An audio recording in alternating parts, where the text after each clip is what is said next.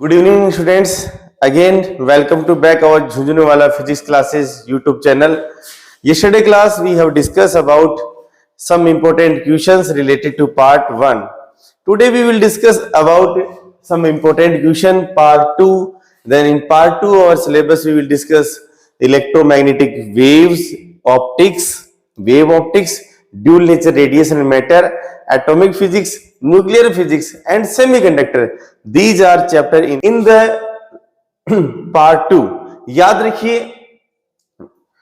थोड़ा सा हमें दोबारा से एक एग्जाम के लिए हमें तैयार रहना है. कुछ इंपॉर्टेंट क्वेश्चन है और उनकी स्ट्रेटेजी हमें कैसे तैयार करनी है वो मैं दोबारा इस वीडियो में आपके पास लेके आया हूं. तो देखिए माय डियर स्टूडेंट्स, मैं ऑप्टिक्स से स्टार्ट कर रहा हूं और ऑप्टिक्स से मैं स्टार्ट कर रहा हूं. तो अब आपके लिए सबसे पहले मैं क्वेश्चन नंबर 1 आपके लिए लेके आया हूं और वो डिस्कस करते हैं. ऑप्टिक्स में हम फर्स्ट क्वेश्चन नंबर 1 देखते हैं, जो क्या बोलता है, जो हमें इंपॉर्टेंट है वही एक क्वेश्चन की सीरीज है. और क्वेश्चन नंबर 1 ये बोलता है कि write the necessary condition for the phenomena of the total internal reflection. आपको बतानी है total internal reflection, very very important. Necessary condition of total internal reflection आपको याद होना चाहिए. अकर write the relation between the refractive index, critical angle given a pair of the optical media. Clear नहीं है, ये मीडिया लिखा हुआ हो चाहिए. अगर कोई यहां पर अगर मीडियम बोल दे तब भी बात एक ही होगी, कोई दिक्कत नहीं है. जो रिलेशन हम निकालते थोड़ी हेल्प कर देता हूं आपको. टीआईआर क्या होता है? Generally light always travel denser to rare medium in, और angle of incidence is always greater than angle of critical. और जो रिलेशन की बात हो रही है यहाँ म्यू इक्वल 1/sin c, आपको याद रख के चलना है, वो आपको ऑब्टेन करना है. Next question number 2, obtain an expression of focal length, the combination of thin lens in contact. और आपको फोकल लेंथ का एक्सप्रेशन बताना है जब दो लेंसेज को कांटेक्ट में रख दिया जाए तब. Very very important. और क्वेश्चन नंबर 3 है derive thin lens formula. Derive thin lens formula, find the position of the image formed by object O और lens combination given in the figure. ये भाई साहब आप याद रखिए, ये जो क्वेश्चन जो मैं आपको बता रहा हूं ये एक मैंने एग्जांपल यहां से पिक किया है. ऐसा क्वेश्चन हमारे पास आना श्योर है. जो इस रे ऑप्टिक्स में लास्ट एग्जांपल है वो आप करके जाएंगे और एग्जांपल नंबर 4 आप एग्जाम में करके जाएंगे. इनसे रिगार्डिंग आपको श्योर क्वेश्चन मिलेगा और 6 को हम 2 बजे वापस मिलने वाले हैं. ये बात आप मत भूलिए. मैं हमेशा कल भी आपको याद दिला रहा था ना, मैं 2 बजे का मतलब 2 बजे ही होगा. और आप मेरी लास्ट वीडियो में भी देख सकते हैं जब मैंने सैंपल पेपर को एनालिसिस कर लिया है, उसमें कितने क्वेश्चन कौन से चैप्टर से आए हैं, कैसे एमसीक्यूज आए हैं, वो भी आप देखिए. वो आप एक बार उस वीडियो को जरूर देखिए तो आपको एनालिसिस हो जाएगा कि कौन से चैप्टर से कैसे कैसे क्वेश्चन आने हैं, कितने एमसीक्यूज आने हैं, कितने how many assertion reason question are arising in the exam. ये भी आपको पता होना चाहिए. क्लियर नहीं है? नेक्स्ट क्वेश्चन मैं रीड करता हूं.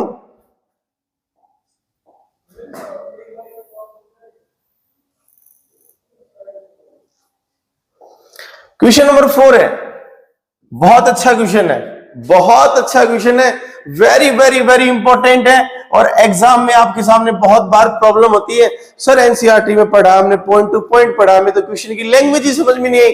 तो ये लैंग्वेजली क्वेश्चन ही बना के मैंने डाले हैं और उन क्वेश्चन पे आपको क्या करनी है, वर्कआउट करना है, तब आपको पता चल जाएगा. क्वेश्चन नंबर 4 बोलता है trace the rays of light showing the formation of an image due to a point object placed on the axis of a spherical surface separating the two media of the refractive index. Very very important line.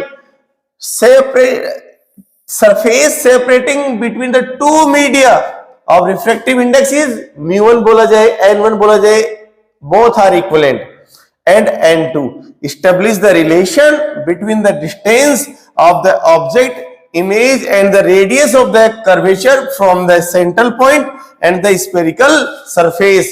Very very important. आप question याद रखिए भाई साहब, 101% आएगा.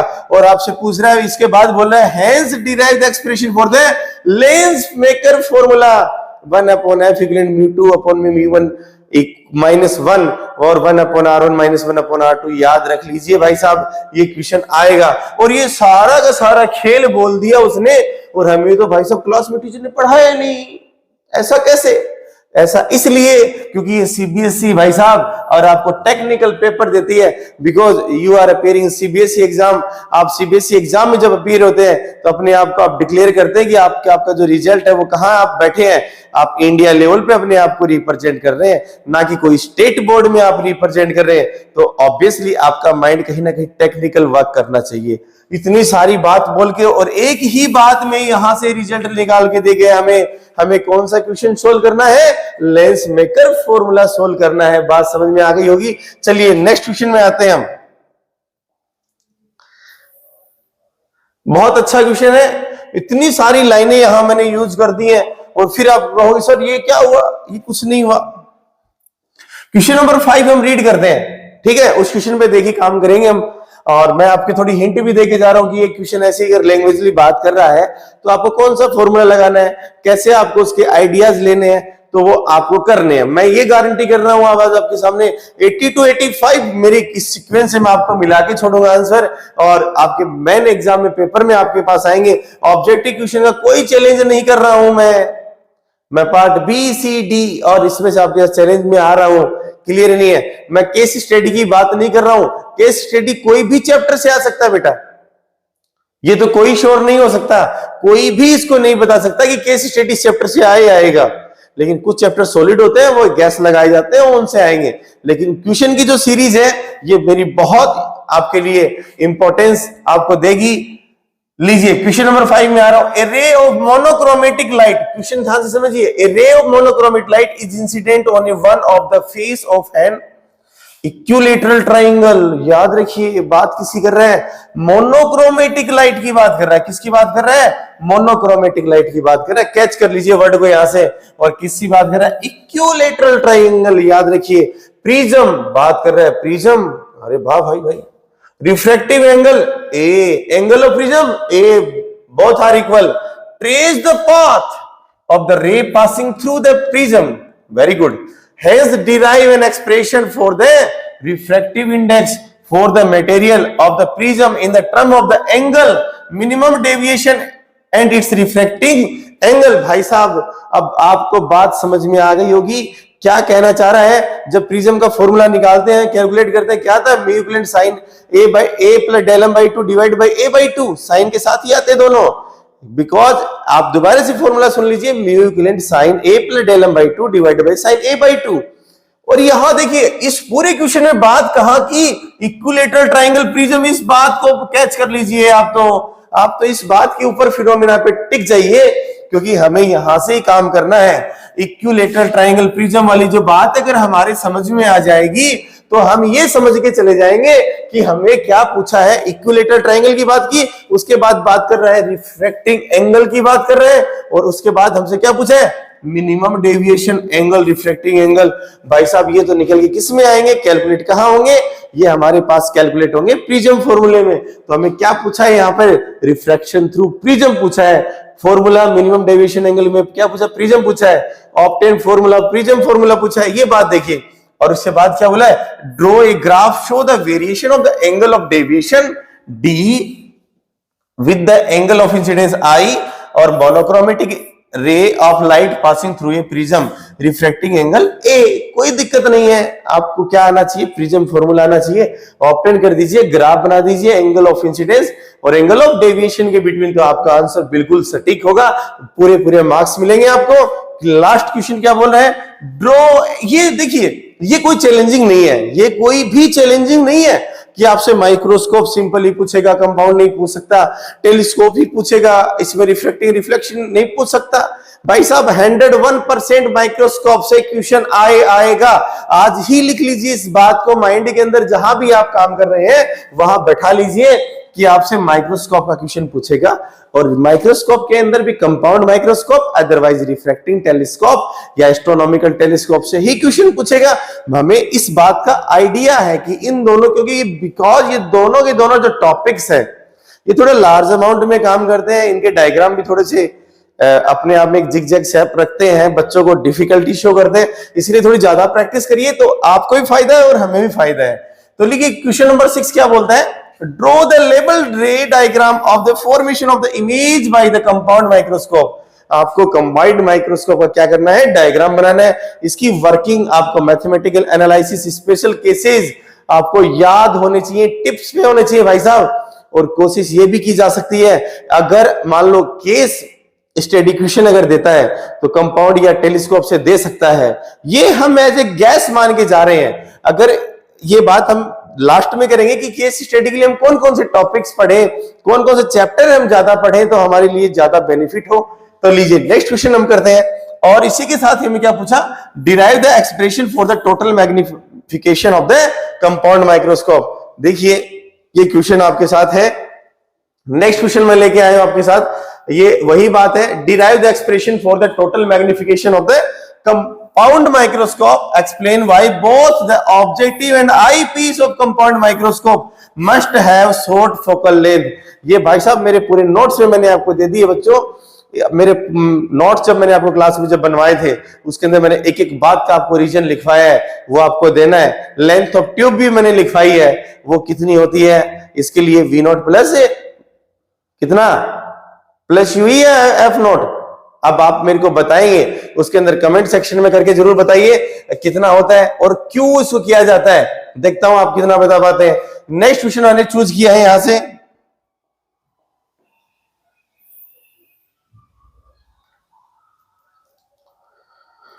लीजिए next question है मेरे पास।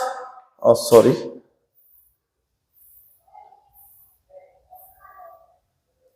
थोड़ा सा न्यूमेरिकल की टर्म आ गई है और वो हमें चूज कर लेनी है।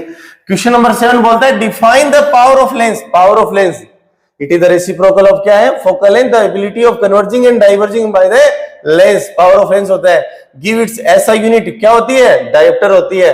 और if a convex lens focal length कितनी है, 50 सेंटीमीटर भाई साहब फोकल लेंथ दे दी है। Place in contact coaxially with a concave lens, focal length इसकी कितनी दी है, 20 सेंटीमीटर। आप कैच करिए इस बात को। और पावर ऑफ क्या करनी है, कॉम्बिनेशन कैलकुलेट करनी है, फॉर्मूला लगाइए, आंसर ले आइए। Question number 8, draw a label रे diagram show the image formation by the astronomical telescope. देखिए आने से पहले ही मैंने बता दिया था कि भाई साहब आएगा और 2 बजे मिलेंगे हम 6 को, याद रखिए बात, भूलिए मत।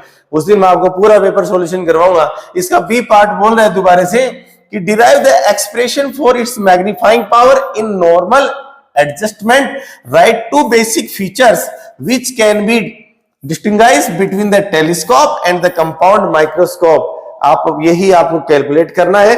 और ये आपके पास इसमें सी पार्ट जो मैंने एक न्यूमेरिकल से पिकअप किया है वो एस्ट्रोनॉमिकल टेलीस्कोप है भाई साहब, एक न्यूमेरिकल कंपाउंड से, अदरवाइज टेलीस्कोप से श्योर है आना है। डाटा चेंज हो सकते हैं, लैंग्वेज यही रहेगी। N astronomical telescope use 2 lens of power 10 diopter and 1 diopter। What is magnifying power in normal adjustment. याद रखिए बात, अब आपको आना चाहिए क्वेश्चन, ये सिर्फ आपके लिए है भाई साहब, ठीक है, आप इनको कर लीजिए याद। और नेक्स्ट क्वेश्चन हम इसी में चैप्टर में चल रहे हैं।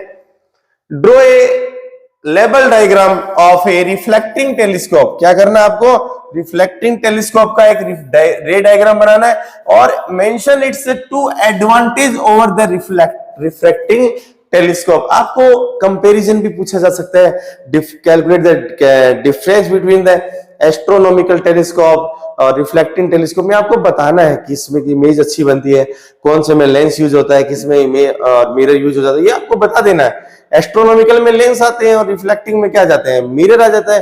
तो इमेज जो हमेशा अच्छी बनती है वो मिरर वाले से बनती है। तो रिफ्लेक्टिंग जो टेलीस्कोप है वो अच्छा होता है। ये वेव ऑप्टिक्स आ गई भाई साहब, ये किसकी आ गई है, वेव ऑप्टिक्स की हम बात कर रहे हैं। थोड़ी सी आपको ये बात याद होनी चाहिए। अब ये जो क्वेश्चन नंबर 10 है, यहां से हम क्या कर रहे हैं, मैं वेव ऑप्टिक्स यहां से आ गई है, आप ये बात याद रखिए, यहां से वेव ऑप्टिक्स शुरू हो गई है। A plane wave front approaches a plane surface separating 2 media if media 1 is optically denser and medium 2 is optically rare using Huygens principle explain show a refracted wave front is the concentrated। आपको ये बात पता होनी चाहिए अच्छे से, मैं आज बता रहा हूं कैलकुलेट द हाइगन प्रिंसिपल आपको यूज करते हुए।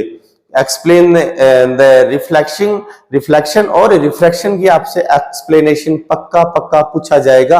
एक क्वेश्चन श्योर आएगा, ये हम श्योर नहीं है कि यार रिफ्लेक्शन पूछेगा रिफ्रैक्शन, लेकिन एक क्वेश्चन श्योर पूछेगा, आप याद रखिए बात। आपको पहले बताइए, hence verify the Snell law, ये मतलब रिफ्रैक्शन की बात आ गई है यहां पर। अब देखिए क्वेश्चन इसमें सी पार्ट बोला, when a light wave is travel from rare to denser medium that speed decreases does imply reduction in the energy explain. आपको एक्सप्लेन इसको करना है, जो कि आपको आना चाहिए अच्छे से। क्वेश्चन को आप ध्यान से देखिए, इतना कोई हार्ड पेपर नहीं आएगा। नेक्स्ट क्वेश्चन मेरे पास है, अगला क्वेश्चन मैं रीड कर रहा हूं, state the importance of coherent source in the phenomena of interference. Interference phenomena के अंदर आपको कोहेरेंट सोर्स के यूजेस बताने हैं, इसका क्या यूज किया जा सकता है वो आपको उसमें उसकी कंडीशन बताती है, नेसेसरी कंडीशन, और वो आपको आनी चाहिए। यंग डबल स्लिट एक्सपेरिमेंट, भाई साहब इसका डेरिवेशन नहीं है, यंग डबल स्लिट का डेरिवेशन नहीं है, इससे फ्रिंज विड्थ जो हम बात करते हैं वो आपको कैलकुलेट करके लानी है। Young double slit produce interference pattern conditions constructive and destructive interference और deduce the expression of the fringe width. मैंने बोल दिया ना, reduce the expression for the fringe width. आपको यंग डबल YDXC एक्सपेरिमेंट जो होता है उसमें सेंटर पर ऑलवेज ब्राइट फ्रिंज बनती है और intensity of bright fringe is always maximum होती है। ये आपको कंस्ट्रक्टिव और डिस्ट्रक्टिव फिनोमिना लेके आपको क्या बताना है, क्रेस्ट और ट्रफ वाला पार्ट लेके आपको सोल्व करना है, जिससे आपका आंसर क्या होगा, बिल्कुल करेक्ट होगा। और पार्ट सी क्या बोलता है, वेरी वेरी इंपॉर्टेंट, बहुत अच्छा है, जो हमें काम आएगा। How does the fringe width get affected if the entire experimental apparatus of the young is immersed in water? आपको ये बताना है factor affecting the fringe width, ठीक है ना। किसके बीटा इक्विवेलेंट क्या होता है, n लैम्डा d अपॉन में d होता है। क्या होता है, वेवलेंथ के, डिस्टेंस किसकी, डिस्टेंस बिटवीन स्लिट और स्क्रीन वो कितनी होती है, इस कैपिटल D होती है। डिस्टेंस बिटवीन स्लिट्स क्या होती है, स्मॉल d होती है। और फिर उसका किसके साथ इफेक्ट करना है, मीडियम वाला इफेक्ट पूछा है, यहां किसका इफेक्ट पूछ लिया उसने, मीडियम वाला, वो आपको क्या करके दिखाना है, सोल्व करके दिखाना है।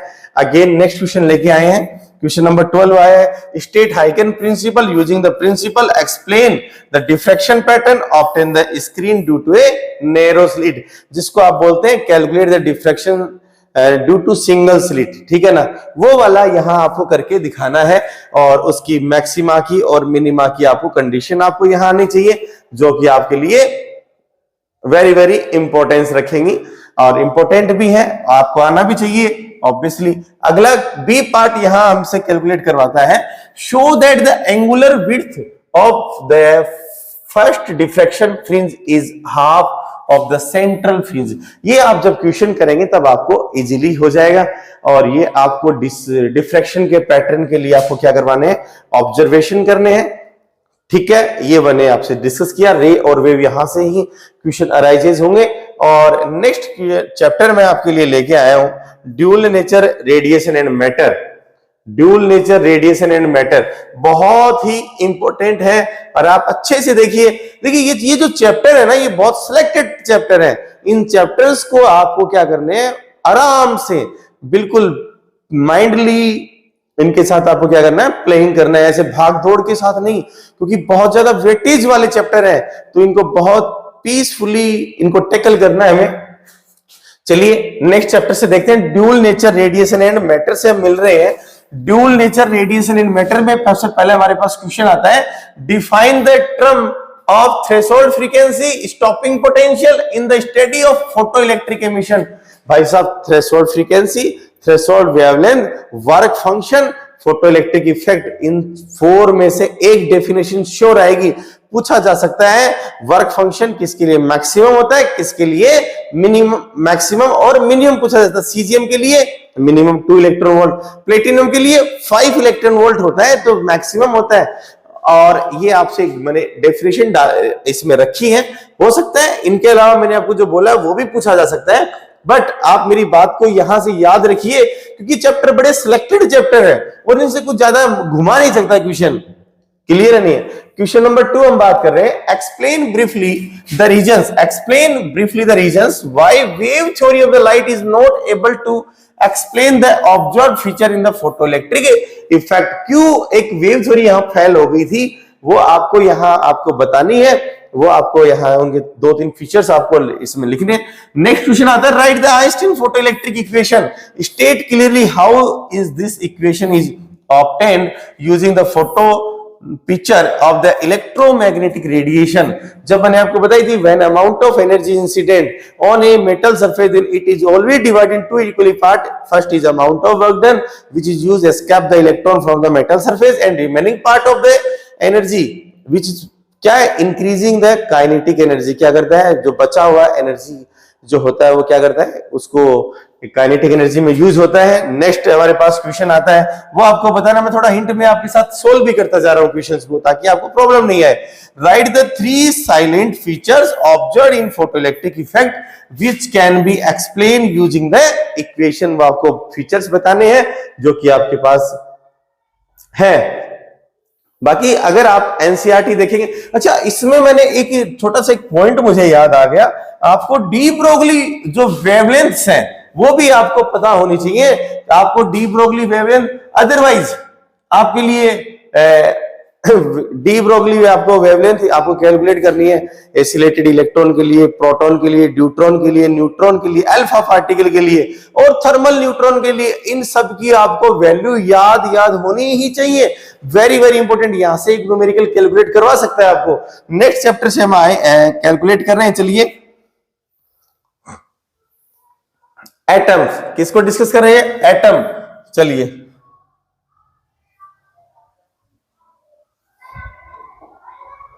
एटम्स में आ रहे हैं हम।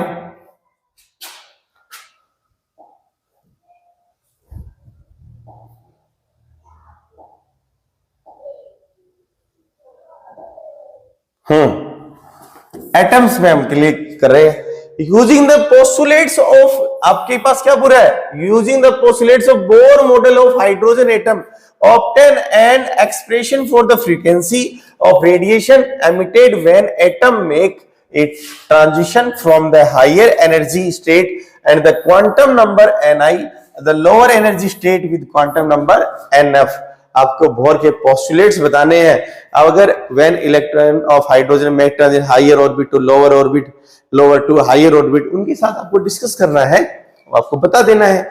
नेक्स्ट क्वेश्चन नंबर 2 क्या कहता है वो देखते हैं। Using the de Broglie hypothesis explain with the help of a suitable diagram bore second postulates of the quantization of the energy level for hydrogen atom.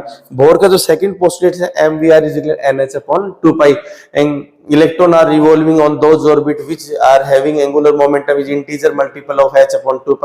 वो वाला एप्लीकेशन यहाँ लग गया है, वो आपको कैलकुलेट करना है। और ground state of electron hydrogen atom के लिए कितनी होती है, ENA-13.6/n² होती है, जो मैंने यहां ले लिया। हाइड्रोजन एटम के लिए कितना लेंगे, 1 लेंगे, तो -13.6 इलेक्ट्रॉन वोल्ट हो गया। What are the kinetic and potential energy of the electron in this state. आपको काइनेटिक और पोटेंशियल एनर्जी इस स्टेट के लिए आपको क्या करनी है, कैलकुलेट करनी है, वो आपको आनी चाहिए बहुत अच्छे से। और next part number 3, question number 3 आपके पास चल रहा है। यहां से देखिए, draw a systematic arrangement of the Geiger mass experiment for the studying alpha particle scattering bye thin foil of A gold. Describe briefly A drawing the trajectories of the scattered alpha particle. जो Rutherford experiment है वो आपको आना चाहिए, यहां से अच्छे से आपको क्लिक करना है। और नेक्स्ट क्वेश्चन आता है भाई साहब, और इसके अंदर एक हाइड्रोजन स्पेक्ट्रम में भी आपको लाइमन, बामर, पास्टन, ब्रैकेट और फंड, इनमें से भी आपको पूछा जा सकता है, तो आप इनकी भी एक बार एक थोड़ा सा रिवीजन कर ले। ये क्वेश्चन भी आप जरूर याद रखिए। नेक्स्ट क्वेश्चन अपने पास आता है, किसका आता है, न्यूक्लियाई का। कौन सा आता है चैप्टर, न्यूक्लियाई का आता है। और उसमें से हम पहला क्वेश्चन करते हैं, draw A potential energy of a pair of a nucleons as a function of their separation, mark as the where the nuclear force attractive, repulsive, write any two properties या features of the nuclear force। आपको potential energy वाला जो graph होगा वो याद आ रहा होगा, हम ऐसे ग्राफ बनाते हैं ये वाला, ये इस पॉइंट पर ये क्या होती है आर नॉट, जो फर्मी रेंज में आती है, ये वाला ग्राफ आपको बताना है और इनका अट्रैक्शन रिपल्सिव नेचर बताना है और टू प्रॉपर्टीज ऑफ क्या बतानी है न्यूक्लियर फोर्सेज। तो थोड़ा सा मैंने आपको हेल्प दे दिए। और नेक्स्ट देखिए बाइंडिंग एनर्जी पर न्यूक्लियन का विद ग्राफ, और क्वेश्चन आएगा, आप कितना भी कर लीजिए, इसके एप्लीकेशन से भी आपको क्वेश्चन पूछा जाए, इसकी प्रॉपर्टी से भी कैसे भी क्वेश्चन आपको दे सकता है, वो आपको पता होना चाहिए। क्लियर है नहीं है वो? अब देखिए मैंने इसको जो इस क्वेश्चन को जो लिया है वो बहुत ही अच्छा क्वेश्चन है। मैंने इसमें डायरेक्ट नहीं दिया कि आपको स्केच करना है बाइंडिंग एनर्जी पर न्यूक्लियन के साथ ग्राफ, वो मैंने जो इसके साथ जो लिया है वो क्या लिया, draw a plot of the binding energy per nucleon as the function of mass number. Clear है नहीं है? और nuclear 2 is less than atomic mass number, atomic mass less than 240, ये आपको एक कंडीशन दे दी और यहां फिर मैंने दोबारा एक कंडीशन दे दी। तो जो हम बाइंडिंग एनर्जी के लिए जब ग्राफ बनाते हैं उसके जो रिजल्ट्स लिखते हैं उनमें सब कुछ आ जाता है, वो जब किसके लिए मैक्सिमम होता है मिनिमम कब होता है, उसी का ही एप्लीकेशन ये है। तो आप बाइंडिंग एनर्जी पर न्यूक्लियन को ही याद रख लीजिए अच्छे से। नेक्स्ट है, या तो इसमें से पूछ लेगा या फिर आपसे ये क्वेश्चन पूछेगा, using the curve for the binding energy per nucleons as a function of a mass number A, state clearly how the release in the energy in the process of the nuclear fission and the nuclear fusion can be explained। Nuclear fusion और nuclear fusion में आपको उसके साथ binding energy per nucleon और atomic mass के क्या बताने हैं, कुछ फीचर्स बताने हैं, तो वो आपको आने चाहिए। न्यूक्लियर फ्यूजन और फ्यूजन बहुत इंपॉर्टेंट है। चलिए नेक्स्ट देखते हैं हम। चलिए क्वेश्चन नंबर 4 लेके आए हैं। क्वेश्चन नंबर 4 बोलते हैं draw a plot of potential energy of a pair of nucleon as a function of their separation, write to importance conclusions which you can draw regarding the nature of nuclear force. ये बहुत important है और ये आपको यही बात है ना, मैंने बोला आपको पोटेंशियल एनर्जी वाला तो पूरा आप घोल के पी जाइए, बाइंडिंग एनर्जी आपको पूरी अच्छे से आनी चाहिए। नेक्स्ट क्या और याद करना है इस चैप्टर से, आपको एएमयू जरूर पता होना चाहिए और आपको मास डिफेक्ट भी याद कर लेना है। छोटा सा डेफिनेशन यहां से पूछी जा सकती है, आइसोटॉप, आइसोटोन, आइसोमर्स हमारे सिलेबस में है, उनकी डेफिनेशन भी हमसे पूछी जा सकती है। तो आप ये बात भी आप क्या करेंगे, आप माइंड में सेट कर लेंगे। नेक्स्ट है इसका बी पार्ट, यहां से पूछा कि show that the density of nucleon curve a wide range of the nuclei a constant independent mass number A. आपको ये आना चाहिए जो कि मैंने आपको बता दिया। आप बाइंडिंग एनर्जी बहुत अच्छे से याद करिए, उसके साथ आप न्यूक्लियर वाइड रेंज और न्यूक्लियाई की इंडिपेंडेंट मास नंबर के साथ इजीली बता पाएंगे। नेक्स्ट हम आ रहे हैं अपने लास्ट चैप्टर के ऊपर, electronic device, very very important, जो कि अपने आप में 7 मार्क्स का वेटेज रखता है भाई साहब, जो कि अपने आप में 7 मार्क्स का वेटेज रखता है। मैं आज ही दोबारा आपके साथ रिपीट कर रहा हूं, याद रखिए इस बात को। इलेक्ट्रॉनिक डिवाइसेस के ऊपर हम बात कर रहे हैं। इलेक्ट्रॉनिक डिवाइसेस क्या है, उनमें सबसे पहला क्वेश्चन आता है, नेम द इंपॉर्टेंस प्रोसेस और that occur during the formation of a PN junction, explain briefly with the help of a suitable diagram। PN junction is the form define the term of the barrier potential। बिल्कुल आपको आना चाहिए PN junction diode, उसका formation, उसकी classification और उसकी working, उसके graphs और बैरियर पोटेंशियल। और आप ये भी याद रखिए, एक तो जनरल ब्रेकडाउन और एक एवलांस ब्रेकडाउन आपको आना चाहिए बहुत अच्छे से, कोई दिक्कत नहीं है यहां तक आई थिंक। चलिए क्वेश्चन नंबर 2 हम यहां से बात कर रहे हैं। क्वेश्चन नंबर 2 यहां आ चुका है रेक्टिफायर से, किस में आ चुका है, रेक्टिफायर से।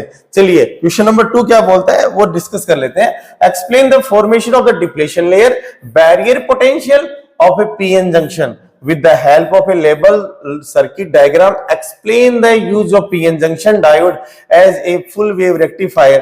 Draw the input and output waveforms आपको आने चाहिए। आपको मैं पहले बता दूं, या तो हाफ वेव रेक्टिफायर या अदरवाइज फुल वेव रेक्टिफायर। यहां से एक क्वेश्चन श्योर आएगा जो कि हमारे पास 4 मार्क्स या 3 मार्क्स में से एप्लीकेबल रहेगा 101%।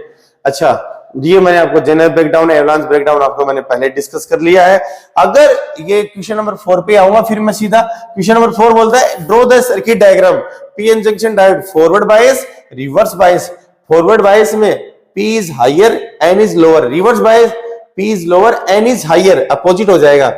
How are these circuit used to study VI graphs of a silicon diode? Draw the VI properties, VI graphs. चलिए, अब आपके पास डायोड का क्वेश्चन आ गया है। डायोड का क्वेश्चन क्या बोलता है वो देख लेते हैं। Light emitting diode, what is light emitting diode?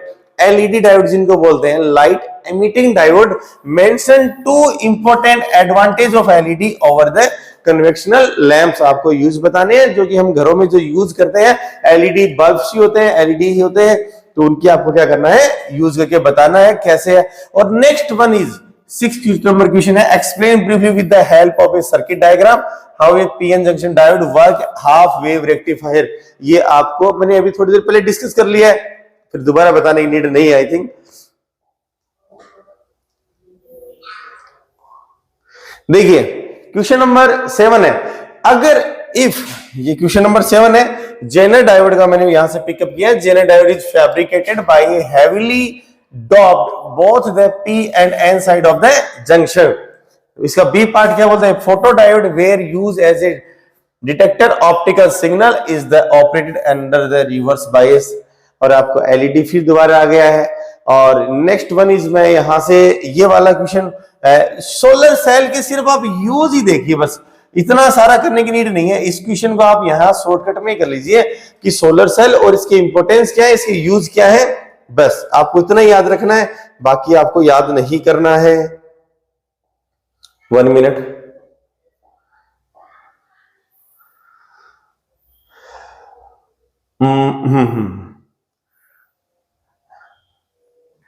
चलिए, nuclear force are short range every nuclear, ये आपके थोड़ा नहीं है, कोई दिक्कत नहीं है। बाइंडिंग एनर्जी पर न्यूक्लियन आपको याद रखनी है। मैं थोड़ा सा आपके साथ डिस्कशन मेरा ये था जो हम अभी कर रहे थे, मैं आपको बता रहा था कि आपको ये बात आपको अच्छे से याद रख लेनी है कि हमें कौन कौन से चैप्टर के ऊपर ज्यादा फोकस करना है। आप ये बात माइंडली याद रखिए। चैप्टर नंबर 1 पर हमें बहुत अच्छे से फोकस करना है, इलेक्ट्रिक चार्ज एंड फील्ड पे। चैप्टर नंबर 2 पर हमें बहुत अच्छे से फोकस करना है, इलेक्ट्रिक पोटेंशियल एंड कैपेसिटेंस में। Chapter number 3 current electricity. These are count 18 marks, 18 marks के चैप्टर याद रखिए। इलेक्ट्रोमैग्नेटिक वेव्स, रे ऑप्टिक्स और वेव ऑप्टिक्स, और ये भी भाई साहब 18 मार्क्स के हैं। सेमीकंडक्टर भी अपने आप में 7 मार्क्स का चैप्टर है। तो आप इन चैप्टर के ऊपर क्या करेंगे, बहुत अच्छे से फोकस करेंगे। क्या करें, बहुत अच्छे से फोकस कर लेंगे तो आपके बहुत अच्छे मार्क्स आएंगे, ये मेरा प्रॉमिस है। अगर जो बच्चा इतने चैप्टर बहुत अच्छे से क्लियर कर पाएगा, वो स्टूडेंट्स भी 70 to 80% अच्छे से गेन कर पाएगा। ये मेरा आपसे बहुत अच्छा प्रॉमिस है। और फाइनली मैं आपको डिस्कशन करके बताता हूं, अगर मान लो कोई भी स्टूडेंट जिसने अभी भी मतलब चाहता है कि मेरे पास 5 to 6 डेज की हॉलीडेज होंगी मेरे एग्जाम के पेपर में, तो मैं उन इन चैप्टर्स को अगर ज्यादा फोकस कर लूं तो मैं एक अच्छा वेटेज यहां से निकाल सकता हूं, और जो कि मेरे लिए बहुत अच्छा बेनिफिट होगा। अभी भी मैं कहता हूं आपको तपस्या करनी पड़ेगी। आज बता रहा हूं, पढ़ाई सबसे बोरिंग काम है आज की दुनिया के अंदर, पढ़ना सबसे बोरिंग काम है, और उसको इंटरेस्टिंग बनाना सबसे, आई थिंक मैं कह सकता हूं कि इस दुनिया का सबसे अच्छा से अच्छा काम जो होगा इसको इंटरेस्टिंग बनाना अपनी लाइफ के लिए, बिकॉज अगर आज हम इसको बहुत अच्छे से इंटरेस्टिंग बना लेते हैं तो हमारी लाइफ बहुत स्मूथली चलेगी। नहीं तो हमें भी बहुत प्रॉब्लम होगी, पेरेंट्स को भी बहुत प्रॉब्लम होगी। आने वाले टाइम के अंदर आप देख रहे हैं कंपटीशन इतना टफ होता जा रहा है माय डियर स्टूडेंट्स, आपको मेहनत करने की नीड है, ठीक है। अपनी स्किल्स पे काम करना शुरू कर दीजिए, और आप कभी भी जब पढ़ते हैं तो उनको एक बार शॉर्ट माइंड मैप्स अपने माइंड में बना के चलिए, ताकि आपको बहुत अच्छे मार्क्स आए। और I think all the best my dear students for your exam. मैं आपके पास बीच बीच में आता रहूंगा।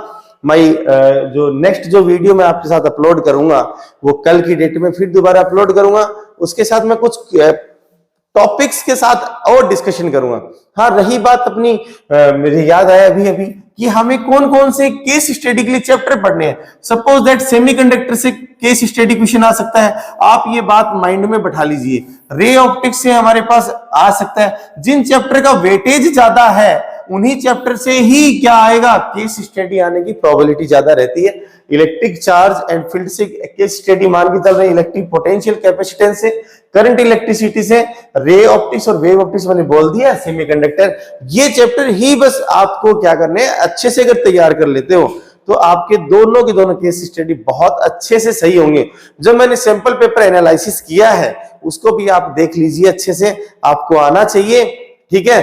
Thank you my dear students, have a good day.